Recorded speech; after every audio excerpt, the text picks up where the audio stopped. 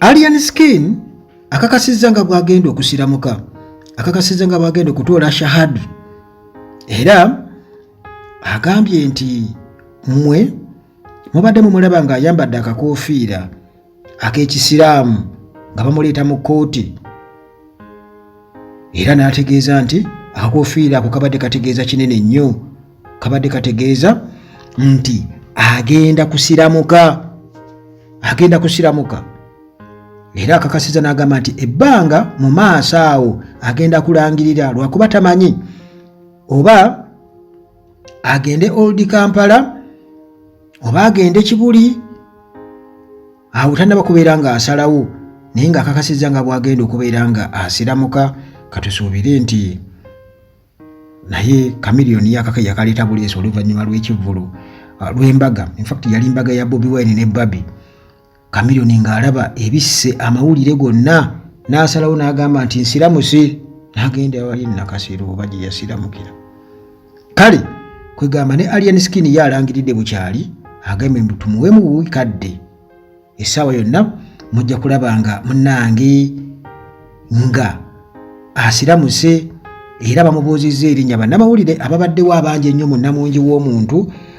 Abavubuka bangi bakuŋŋaanidde ku Fangoni Forest wali Makindye, bangi nnyo munnange bakuŋŋaaniddeyo, bonna nga bali mu kanyigo ak'amaanyi ennyo. Alien Skin abadde ayambadde enkoofiira nga bw'omulaba awo, ng'ataddeko n'akatambaala, ayambaliddemu akatambaala akeeru.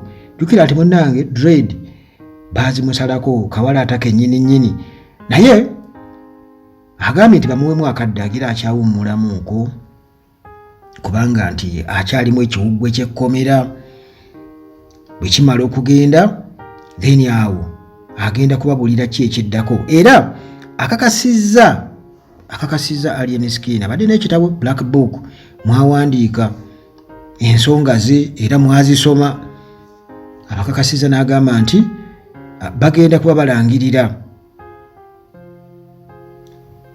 agenda kwesimbawo ku bwa Lord Mayor, era ebigambo ebimu abadde abyogera mu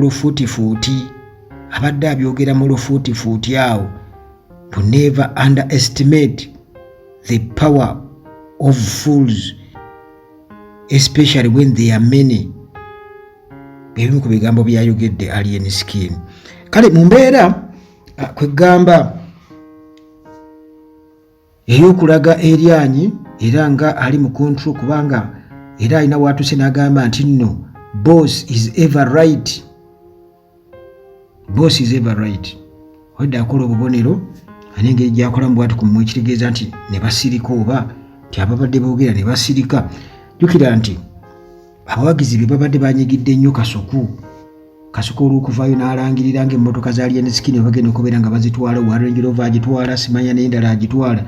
Naye ku kkooti wali full figure yabadde ne buloka w'emmotoka atunda emmotoka ezo, n'akakasa nti kituufu emmotoka baazimuguza ne basigalayo akasente, naye tebali ku pressure nti nno bagenda kuba bazisika bazitwale, era bali sure nti akasente kabagenda kubeera nga akabawa.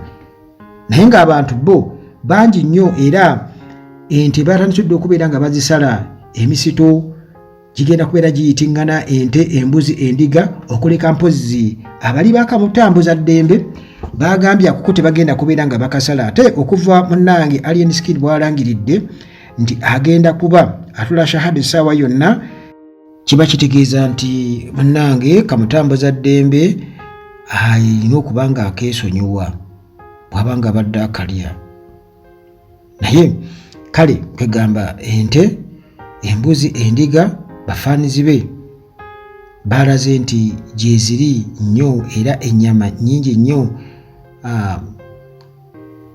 Fangoni Mother ye full figure tembadde simanyi, naye obedda naye alaga nti ekigenda okubeera ku Fangoni bayabuuza gwe omanyi ekiri ku Fangoni, yalina gwe yabadde abuuzaawo, kitegeeza nti ennyama n'emmere egenda kubaayo, abantu bagenda okugabula bangi nnyo. Naye Alien Skin bamubuuziza ne bamugamba nti twawuliddeko bannamawulire bamubuuza olwo nti ennaku zigenda kuba munnange ziwerera ddala ng'abantu balinywa bunywi balya n'abuuza nti ku ssente zaani. Kitegeeza nti muganda wange anaaba afunye oba kafi oba kiki, tambula butambuzi ogende, dewammwe genda okole ebyokubeera eyo, mubeere eyo tebiriiyo. Naye nga abantu bo bazze mu bungi era wabayisizaamu awo kawuliike kawuuhu, bonna ne baddamu bakategeerera ddala. Kirungi okwagalwa, naye ate kibi okuyiwa abaagalwa abo. Oba okitegedde, kitegeeza nti olina okubanga embeera ogitambulizaawo ey'okubanga okola ng'ekyokulabirako.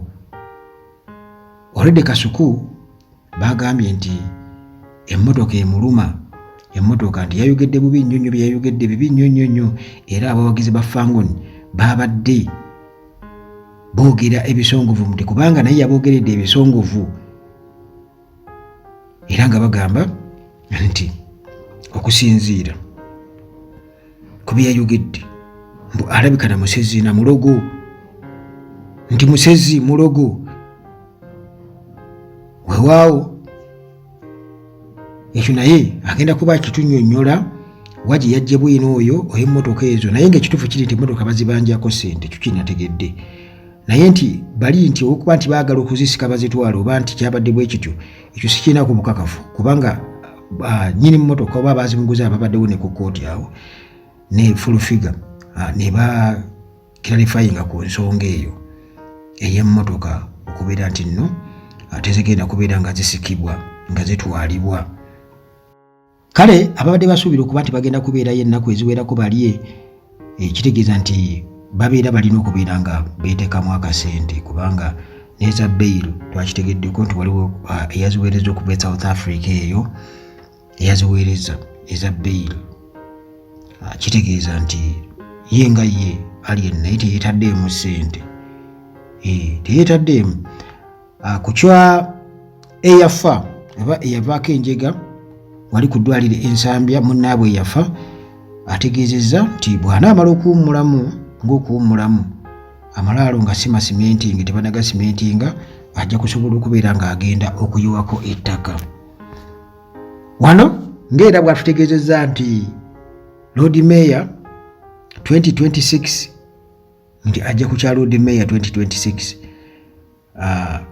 Ekyo kitegeeza nti kiina kye kitumulisa nti oba oli awo nti ekifo kyayogerako ekyowa Lord Mayor nti ayinza okuba nga essaawa ero tayagala kusasamaza nga akyekwesemu bwekwesi, naye nga ekinyusi nti agenda kuba ajja mu byobufuzi 2026 nti oba oli awo yandikyusa essaawa yonna n'agamba nti wano ng'abamu bwe bagamba nti waliwo embeera ey'okwagala okuteekawo obunkenke okusinziira ku mbeera ya Balamu gye yabadde ayogereramu nti alabanga Alien ayinza okwesimbawo mu Nuupu n'asinga Bobi Wine obululu, ate ne Alien kennyini akyogeddeko eky'okwesimbawo 2026, naye ayogere ku kifo kya bwa Lord Mayor kyensuubira okuba nti jjukira nti Mohamed Nsereko ayogera ku kujja ku kifo kya bwa Lord Mayor, sisuubira kuba nti Alien Skin era sitiru ayinza okujja ate ku kya Lord Mayor kuba mukwano gwe Mohamed Nsereko oba gurupu yaabwe, kitegeeza nti ate already bakiinamu interest.